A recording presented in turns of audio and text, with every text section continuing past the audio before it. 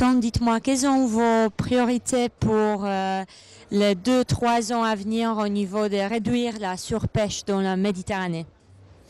Bon, je pense qu'il faut profiter de ce moment où tout le monde est mobilisé, donc pouvoir de décision,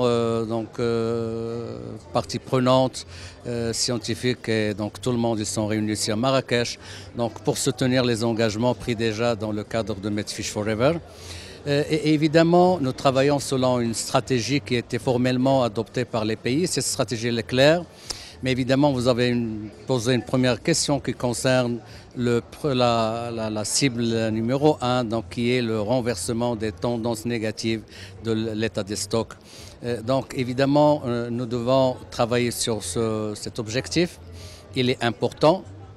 Et évidemment, je pense qu'on a pris un certain nombre d'étapes et de décisions ou d'actions qui nous ont permis déjà de voir les premiers signes de renversement de tendance. Donc on était très heureux de noter donc, cette année que certains stocks dont l'état d'exploitation il était assez avancé et que nous avons commencé à avoir un certain nombre de signes, disons, d'amélioration.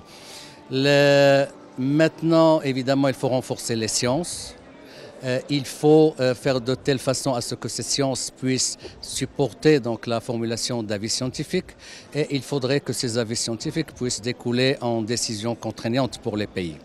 Ça, c'est la partie qui concerne donc, la prise de décision qui est très importante. Mais liée à ces décisions qui sont prises, il faut renforcer également tous les moyens qui nous permettent de nous assurer de la bonne conformité avec ces règles. Et là, nous avons donc l'engagement des pays qui est important. Nous avons également toutes les actions que nous pouvons prendre par rapport aux questions de contrôle, d'inspection, afin de s'assurer que ces règles sont très bien mises en œuvre.